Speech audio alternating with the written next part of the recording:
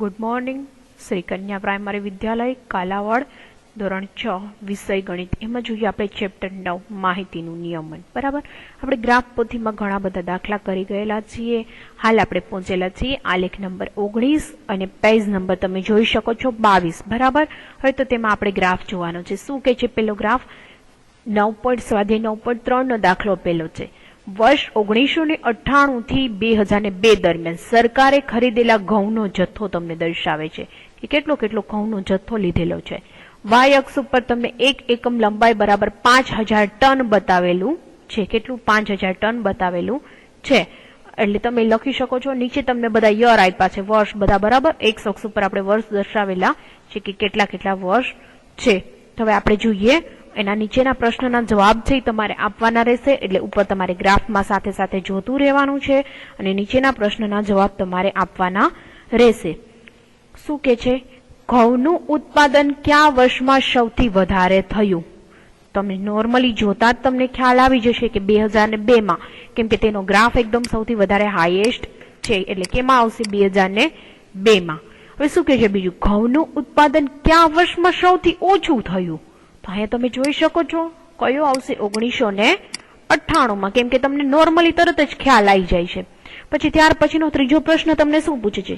કે આ 2 વર્ષમાં ઘઉંનું ઉત્પાદન સરખું થયું. તો તમે જોઈ શકો છો બેનો ગ્રાફ છે, સ્ટ્રેટ છે. તો જવાબમાં શું આવશે? સી માં 2002 અને 2001 માં ઘઉંનું ઉત્પાદન છે એ સરખું થયું. બરાબર, આ ત્રીજાનો જવાબ રહેશે. હવે ત્યાર પછીનો આપણે જોઈએ ગ્રાફ. ત્યાર પછીના ગ્રાફમાં શું કે છે? 9.3 નો દાખલો બીજો આલેખ તમને આડો આપેલો છે. નીચેના લંબ આલેખનું અવલોકન કરો કે જે સોમવારથી શનિવાર સુધીમાં તૈયાર વસ્ત્રની દુકાનમાંથી શર્ટ દર્શાવે છે. હવે એમાં તમને શર્ટ દર્શાવે છે એટલે આપણે જોતું જવાનું છે કે કયા રીતે અને કઈ રીતે. તો જોઈએ, તમને સોમ, મંગળ, બુધ, ગુરુ, શુક્ર, શનિ દિવસ બધા આપેલા છે વાય અક્ષ ઉપર અને એક અક્ષ ઉપર 0, 5, 10, 15, 20, 25, 30, 35 એવી રીતે તમને આપેલા છે 65 સુધી. તો હવે આપણે જોઈએ નીચેના પ્રશ્નના જવાબ. એટલે તમારે ગ્રાફમાં સાથે સાથે જોતું રહેવાનું છે. એવું નથી કે ગ્રાફમાં જોવાનું બંધ કરી દેવાનું, તમારે ગ્રાફમાં જોવાનું છે. ઉપરનો લંબ આલેખ કઈ માહિતી આપે છે? તો તમે એમ કહી શકો કે કઈ માહિતી આપે છે ઉપરનો લંબ આલેખ? તો કહી શકો ઉપરનો લંબ આલેખ તૈયાર વસ્ત્રની. કેની આપે છે? તૈયાર વસ્ત્રની માહિતી આપે છે. કેમ કે તૈયાર કપડાની માહિતી આપેલી છે. એક દુકાનમાં સોમવારથી શનિવાર સુધીમાં વેચેલા શર્ટની. કેની? વેચાયેલા શર્ટની માહિતી આપે છે. ત્યાર પછી શર્ટની સંખ્યા દર્શાવવા માટે આડી હરોળ પર કયું પ્રમાણમાં પસંદ કરેલું છે? તો આડી હરોળ ઉપર કયું શર્ટનું માપ? તો આપણે કહી શકીએ પ્રમાણ માપ બરાબર 1 એકમ બરાબર 1 એકમ બરાબર કેટલા લીધેલા છે? 5 શર્ટ. કેટલા લીધા છે? 5 શર્ટ. ત્યાર પછી કયા દિવસે સૌથી વધારે શર્ટનું વેચાણ થયું અને તે દિવસે કેટલા શર્ટ વેચાયા છે? તો જોઈ શકીએ શનિવારે. કે દિવસ? શનિવારે સૌથી વધારે વેચાણ થયું. અને કેટલા શર્ટ વેચાણા? તો કે શનિવારે કેટલા શર્ટ વેચાણા? 60 શર્ટ વેચાણા. કેટલા? 60 શર્ટ વેચાયા.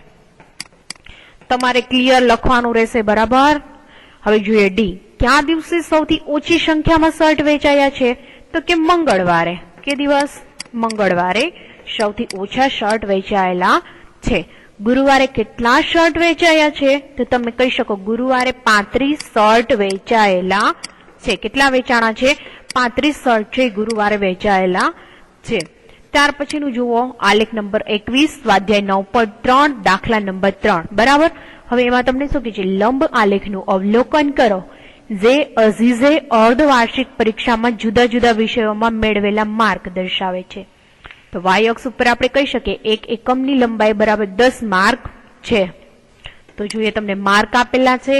નીચે તમને બધા વિષય આપેલા છે: હિન્દી, અંગ્રેજી, ગણિત, વિજ્ઞાન અને સમાજશાસ્ત્ર. બરાબર, કે એની અંદર કેટલા માર્ક મેળવેલા છે? તો તમારે ગ્રાફ જોતું જવાનું છે અને ગ્રાફની મુજબ તમે બધા એના પ્રશ્નના જવાબ લખી શકો છો. લંબ આલેખ કઈ માહિતી આપે છે? તો આપણે કહી શકીએ લંબ આલેખ છે કઈ માહિતી આપણને દર્શાવે છે? તો કે લંબ આલેખ છે અઝીઝે જે બધા તમને જુદા જુદા શેના માર્ક લખેલા છે? જુદા જુદા વિષયના માર્ક. બરાબર, જુદા જુદા વિષયના માર્ક દર્શાવે છે, વિષયના માર્ક્સ બતાવે છે, એવું તમે કહી શકો. ત્યાર પછી અઝીઝે સૌથી વધારે માર્ક્સ મેળવ્યા છે તે વિષય લખો. કયા વિષયમાં સૌથી વધારે માર્ક મેળવ્યા? તો કે હિન્દીમાં. કેમાં? હિન્દીમાં સૌથી વધારે માર્ક મેળવ્યા છે. પછી શું કે છે? સૌથી ઓછા માર્ક તેને મેળવ્યા હોય તે વિષય? તો કે સમાજશાસ્ત્ર. સમાજશાસ્ત્રમાં એને સૌથી ઓછા માર્ક મેળવેલા છે. હવે દરેક વિષયના નામ અને દરેકમાં મેળવેલા માર્ક લખો. તો આપણે લખવાના છે, બરાબર. કેની અંદર કેટલા મેળવા? હિન્દીની અંદર કેટલા? તો કે 80. ત્યાર પછી જોઈએ અંગ્રેજી, બરાબર. મારા રાઇટિંગ ઉપર વધારે ફોકસ ના કરતા તમારા રાઇટિંગ પર જોજો, કેમ કે આ બોર્ડમાં લખું છું એટલે થોડો રહેશે પ્રોબ્લેમ. હવે ત્યાર પછી જોઈએ ગણિત. ગણિતમાં કેટલા માર્ક મેળવેલા છે? 70, બરાબર. વિજ્ઞાનમાં જોઈએ, વિજ્ઞાનમાં કેટલા માર્ક છે? તો કે વિજ્ઞાનમાં પણ 50 માર્ક છે. જ્યારે જોઈએ સમાજશાસ્ત્ર, કેમાં? સમાજશાસ્ત્રની અંદર તમે જોઈ શકો છો, સમાજશાસ્ત્રની અંદર એને માર્ક મેળવેલા છે 40. તો આ રીતે તમે આખા ગ્રાફના એના બધા જવાબ લખી શકશો. ત્યાર પછીનું હવે આપણે જોઈએ એક્સ્ટ્રા પ્રેક્ટિસ માટે તમને એક ગ્રાફ આપેલો છે, બરાબર. આલેખ નંબર 22. આલેખ નંબર 22 ઉપર એક તમને ગ્રાફ આપેલો છે. નીચે આપેલું કોષ્ટક છે રોનાલ્ડે તેના વિદ્યાર્થી મિત્રને પસંદગીના ફળના આધારે બનાવેલ છે. તો આ માહિતીને લંબ આલેખ તૈયાર કરો. હવે શું કે છે? ફળનું નામ કેળા, નારંગી, સફરજન અને પેરું. વિદ્યાર્થીઓની સંખ્યા પણ તમને આપેલી છે, એટલે એક્સ અક્ષ અને વાય અક્ષ ઉપર તમારે લેવાનું રહેશે. તો શું છે? આપણે લેશું, જોઈએ. અહીં નીચે પેલા ખાનામાં લ્યો કેળા, બરાબર. હવે એક ગ્રાફ, એક વચ્ચેનું ખાનું મૂકી અને પછીના ખાનામાં, બીજા ખાનામાં લખો નારંગી. શું લખો? નારંગી. ત્યાર પછીનું એક ખાનું મૂકીને લખો સફરજન અને લેવો પેરું, બરાબર. હવે એક એકમ લંબાઈ એક વિદ્યાર્થી લેવાનો છે. કેટલા લેવાના છે? 1, 2, 3, 4, 5, 6, 7, 8, બરાબર. આ રીતે તમારે દર્શાવવાના રહેશે. આ રીતે ગ્રાફ દર્શાવ્યો. હવે ફળનું નામ, હવે કેળા છે, કેટલા વિદ્યાર્થીઓની સંખ્યા, કેટલા વિદ્યાર્થીઓને કેળા પસંદ છે એ જોઈએ. હવે કેટલા વિદ્યાર્થીઓને કેળા પસંદ છે એ જોઈએ, એટલે આપણે ગ્રાફ દોરી. કેળાનો છે અહીંથી, જો તમે સ્ટ્રેટ લીટી અહીંથી તમે લ્યો એટલે કેળા કેટલાને પસંદ છે? તો કે 8 જણા. એટલે 8 નો ગ્રાફ એટલે અહીંયા સુધીનો તમારો આવશે, બરાબર. ત્યાં સુધીનો તમે 8 નો ગ્રાફ.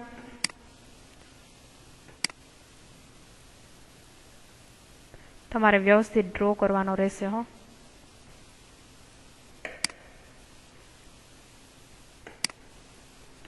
જોઈ લે, બરાબર. અહીંયા 8 સુધીનો તમારે આખો ગ્રાફ લેવાનો રહેશે. આ તમારે અલગ અલગ કોઈ પણ ડિઝાઇન કરવાનો રહેશે, આવો ઘાટો કલર કરવાનો રહેશે નહીં. એટલે આટલા જણાને કેળા પસંદ છે. હવે જોઈએ નારંગી. નારંગી છે એ કેટલાને પસંદ છે જોઈએ.